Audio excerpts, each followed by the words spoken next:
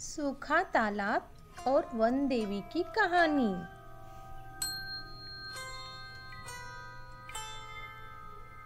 एक गांव में एक बड़ा परिवार हंसी खुशी रहता था। उस गांव में 4 भाई और उनकी एक लाडली बहन कंचन भी रहते थे। सारे हंसी मजाक में लगे रहते।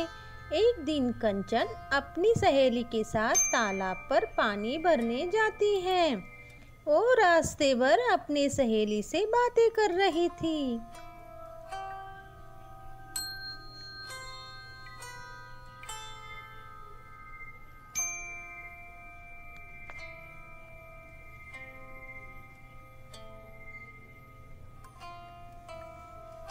जब वो पानी भरकर वापस घर आती है तो वो अपने भाइयों से कहती है, भैया ये क्या किया आप सबने? तालाब के किनारे से सारे पेड़ क्यों काट दिए? ये आप सही नहीं कर रहे।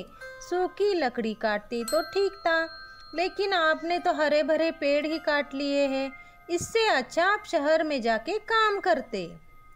इस पे उसका भाई ने जवाब दिया, नहीं नहीं लाडली बहन, शहर जाके क्या करना? जब यहाँ हम खुश है तो वहाँ जाकर क्यों मेहनत करें भाई? और तुम पेड़ काटने से परेशान मत हो, सारे पेड़ थोड़ी खत्म होंगे हमारे काटने से। एक दिन वो सारे भाई जंगल की तरफ लकड़ियाँ काटने निकलते हैं। गांव के तालाब के पास से तो सारे पेड़ पहले ही काट चुके थे। सारे भाई आगे आगे निकलते हैं, लेकिन मदन थक गया था। वो एक पेड़ के पास खड़ा होकर सोचने लगता है, क्यों ना मैं ये हरा पेड़ काट लूं, कब जाऊं आगे। तभी उसके सामने एक बूढ़ी माँ आती है और वो मदन की तरफ ही देख रही थी। मदन को पेड़ के पास खड़ा देख बूढ़ी माँ बोलती है, ए बेटा क्या हुआ? यहाँ क्यों आए हो जंगल में, और यहाँ क्यों रुके हो? अरे बूढ़ी माँ, पेड़ काटने आए हैं, और किस लिए आएंगे? नहीं, तुम पेड़ों को मत काटना, इसमें भी जान है। हरे हरे पेड़ों को काट के तुम्हें क्या मिलेगा? प्रकृति के साथ मत खेलो, ऐसा करने से बारिश भी नहीं होगी और वन देवी भी क्रोधित हो जाएगी।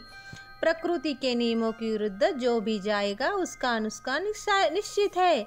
सुन लो मेरी बात, सूखा पड़ेगा तुम्हारे गांव, तालाब सूख जाएंगे। मदन भाई गांव में आकर सारे लोगों को ये बात बताने लगता है। अरे भाइयों, जंगल में एक बूढ़ी माँ मिली। उन्होंने बोला कि हमारे पेड़ काटने की वजह से वन देवी नाराज होंगी, गांव में अकाल पड़ेगा, पानी नहीं बचेगा। वो सारे लोग तालाब की ओर जाके देखते हैं तो सच में ही तालाब सूख गया था। एक बूंद भी पानी तालाब में शेष नहीं बचा था।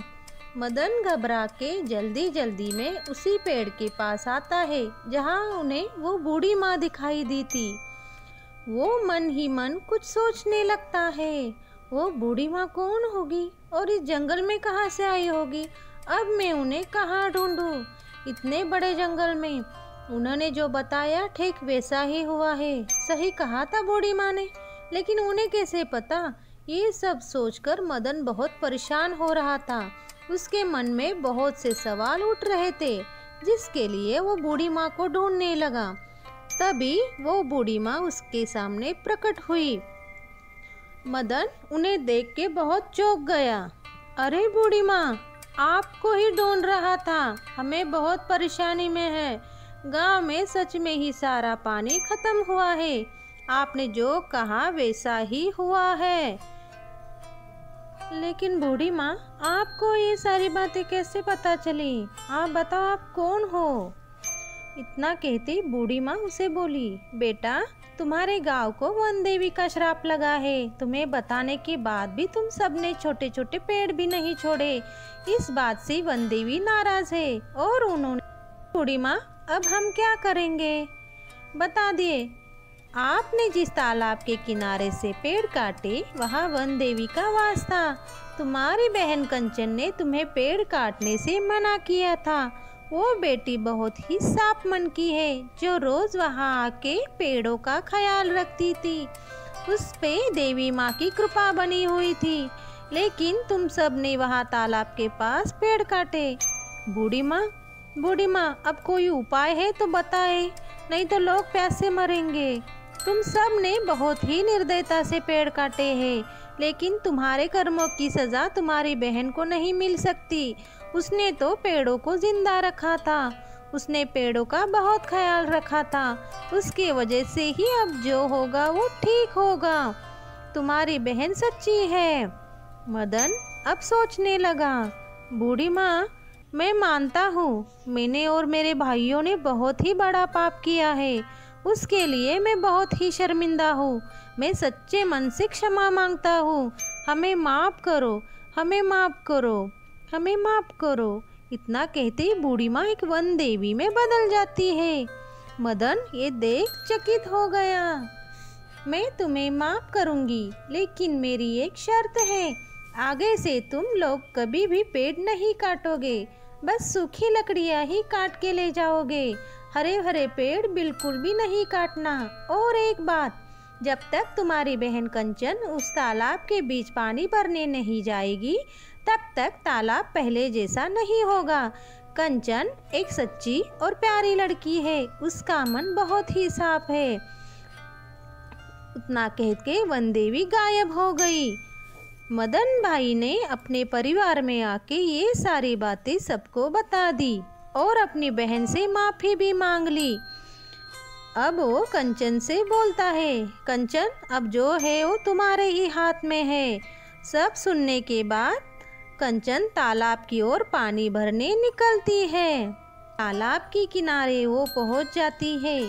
उसने एक बार तालाब को ध्यान से देखा।